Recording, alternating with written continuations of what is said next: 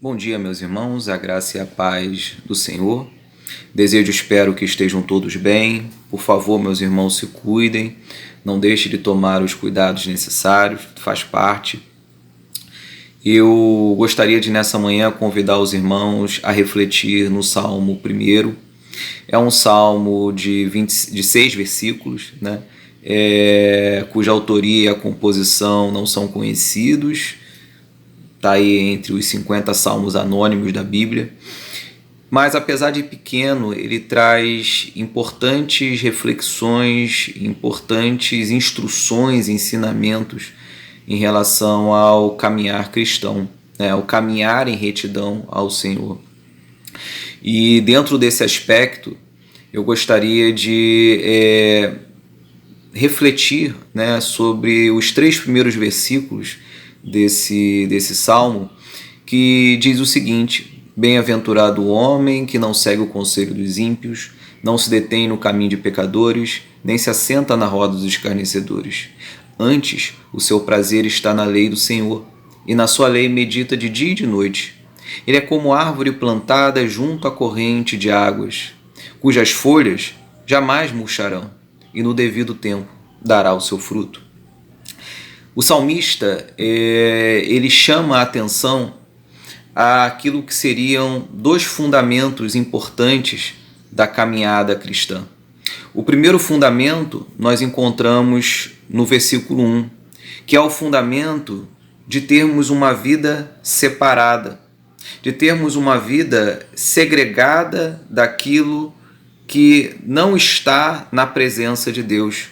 Quando ele diz bem-aventurado, ele também está dizendo, né, abençoado é, feliz é, né, debaixo da presença e da direção de Deus está aquele que não segue conselhos daqueles que não buscam o caminho de Deus, conselhos que não estão dentro do pensamento e da vontade de Deus, daquele que não senta na roda dos escarnecedores, daquele que não está no meio daquilo que rivaliza com a palavra de Deus, daquele que não está no caminho de pecadores, ou seja, no caminho daqueles que não estão diante da presença, da direção e da vontade de Deus. Então, a primeira coisa que o salmista chama, né, nos chama a uma vida separada. Não uma vida separada das pessoas, né, no sentido de que vamos criar uma comunidade alternativa, não é isso, né? Nós estamos no mundo, vamos ter o convívio com pessoas que vão ter um pensamento, uma fé muitas vezes diferente, ou até mesmo uma fé no sentido de um não vou dizer não inexistente, que eu não acredito que ninguém seja assim, mas que não professa, né, a Deus, mas que nós tenhamos uma vida separada, né, em relação aos pensamentos, às atitudes que não estão de acordo com a palavra de Deus, que não estão de acordo com a vontade de Deus, né? Bem-aventurado é aquele que não se associa àquilo que é contrário ou rivaliza com a palavra de Deus. É o mesmo pensamento que nós encontramos em 2 Coríntios 6, quando o apóstolo Paulo diz à igreja de Corinto: não vos ponhais em julgo desigual com os incrédulos, porquanto que sociedade pode haver entre a justiça e a iniquidade, ou que comunhão da luz com as trevas, que harmonia entre Cristo e o maligno, ou que união do crente com o incrédulo. Da mesma forma, em Tiago 1,27 lemos: a religião pura e sem mácula para com o nosso Deus e Pai é esta: visitar os órfãos e as viúvas nas suas tribulações e a si mesmo guardar-se incontaminado do mundo. Então nós temos esse chamado, esse primeiro chamado, é onde não devemos estar aonde Deus, onde a vontade de Deus, onde a palavra de Deus não está.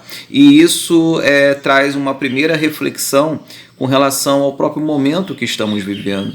Hoje vivemos um momento onde alguns segmentos religiosos, algumas igrejas, melhor dizendo, têm levantado bandeiras políticas, bandeiras partidárias. E aí vem a grande pergunta: a ideia defendida pelos partidos ou pelas aquelas direções políticas estão debaixo da vontade de Deus? Estão diante da palavra de Deus? Nós não devemos ser de esquerda e nem de direita. Nós devemos ser de Cristo. De forma que o nosso balizador deve sempre ser as Escrituras, a palavra de Deus. O segundo ponto, o segundo fundamento que o salmista nos chama a reflexão está no versículo 2, quando ele diz: antes o seu prazer está na lei do Senhor, e na sua lei medita de dia e de noite. Então ele diz, primeiramente, onde não deveríamos estar. Agora ele vai dizer onde devemos estar. Devemos estar aonde? Na presença de Deus, numa comunhão constante com Deus. Quando ele diz de dia e de noite, né, a gente poderia dizer a todo tempo, como a própria Bíblia nos ensina a orar sem cessar. Não significa dizer que vamos estar sempre ajoelhados em algum lugar orando, não, mas é uma questão de vida. Evangelho não é uma religião. Não vamos confundir, né, o Evangelho, os ensinamentos de Cristo, não vamos minimizá-lo dessa forma, né? Evangelho é vida. Evangelho é expressão diária de vida. É transformação, é mudança, é testemunho diário, é ser nova criatura, é nascer de novo. E aqui o salmista nos chama a estar nessa fonte. Qual é essa fonte desse renascimento? Qual é essa fonte dessa mudança da mente? Qual é essa fonte dessa transformação? É a palavra, é a própria presença do Senhor. Aqui, quando ele diz que o prazer está na lei e na lei do Senhor, ou seja, na palavra de Deus, e nela meditamos de dia e de noite, ele nos chama a comunhão com Deus. Então ele aqui diz que, nestes 2 primeiros versículos, não devemos estar no meio daqueles, ou melhor dizendo, daquelas situações, daqueles pensamentos, não devemos compactuar com aquilo onde a presença e a vontade de Deus não estão. E agora, no segundo versículo, ele nos chama a estar em comunhão. Nós temos que estar em comunhão com Deus. Nós fechamos, né, o Pentateuco nas últimas semanas, e uma das coisas mais contínuas nos ensinamentos de Deus para com o povo, né, através de Moisés, é exatamente: guarda os meus mandamentos, teme a mim, anda nos meus caminhos. É interessante que mesmo quando Deus fala na questão de que o povo teria um rei, e isso a gente lê em Deuteronômio 17, ele vai dizer que esse rei escreverá para si um translado desta lei num livro, do que está diante dos levitas sacerdotes, e o terá consigo, e nele lerá todos os dias de sua vida, para que aprenda a temer o Senhor, seu Deus, a fim de guardar todas as palavras desta lei e estes estatutos para os cumprir. Isso é a base da vida cristã. Isso é a base de uma vida que teme ao Senhor. Conhecer a sua palavra, conhecer a Deus, ter intimidade com Ele, né? A intimidade é isso, o estar cheio do Espírito é isso, é estar constantemente na presença dEle, por intermédio das orações, por intermédio da reflexão diária, a todo momento, na palavra de Deus. É isso que a gente tem que buscar, uma vida que glorifique o nome de Deus. O próprio Jesus também diz, né, em João 14, 21, aquele que tem os meus mandamentos guarda, esse é o que me ama. Então, o foco, né, de todo o texto bíblico vai sempre ser esse: ouvir a palavra de Deus, conhecer o Senhor e guardar e caminhar nos seus mandamentos.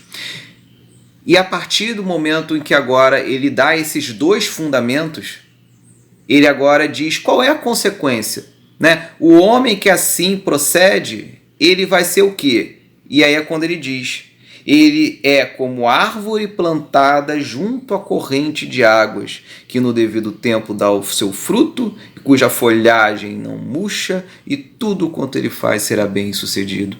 Essa árvore plantada junto à corrente de águas, essa corrente de águas é o próprio Cristo, é o próprio Evangelho, é o próprio Espírito Santo, é o próprio Deus, é a plenitude do Espírito. O próprio Jesus vai dizer em João 4,14, aquele que bebe da água, né, essa água material, né, ele vai ter sede, mas aquele que bebe da água que ele tem a dar, nunca mais terá sede. A água que eu lhe der será nele uma fonte a jorrar para a vida eterna. Então, assim, que tenhamos esses dois fundamentos na nossa vida diária, que estejamos sempre na presença, né, ligados, né, a essa fonte de águas ou a essa videira, né, que é também uma outra analogia que a Bíblia faz a Deus, né, a palavra de Deus, a Cristo, ao Espírito Santo, e assim tenhamos vitalidade espiritual, né, essa folha que não murcha, né, ela também revela vitalidade, uma vitalidade espiritual que jamais se apaga, que jamais se perde. Um outro ponto também que ele destaca é com relação às obras, né, que no devido tempo haverá, né, dará os seus frutos. É interessante que quando nos colocamos na direção de Deus, na presença de Deus, na comunhão de Deus, quando buscamos a direção de Deus diariamente, esses frutos, eles virão. Esses frutos são as boas obras, as quais nós somos chamados já desde antes, né, como lemos em Efésios, pois somos feitura dele, criados em Cristo Jesus para as boas obras, as quais Deus de antemão preparou para que andássemos nelas. Então, essas boas obras, elas são exatamente fruto dessa vida transformada, né? É o testemunho, é aquilo que fazemos, não só na igreja, né? Às vezes a gente pensa em boas obras, pensa logo em um ministério, uma atividade ministerial. Não, essas boas obras vão estar na nossa família, essas boas obras vão estar no nosso trabalho, essas boas obras vão estar em cada aspecto da nossa vida, porque é o nosso testemunho diário. É importante que a gente jamais dissocie, né, a vida cristã das obras, né, do testemunho, porque senão estaríamos vivendo uma vida de religiosidade, e não é isso que o Evangelho nos chama a viver, mas sim uma vida nova, uma vida transformada.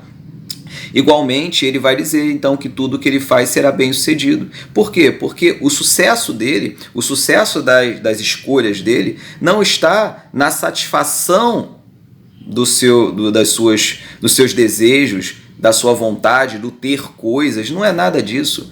Ela será bem sucedida porque ela vai estar sempre diante da vontade de Deus.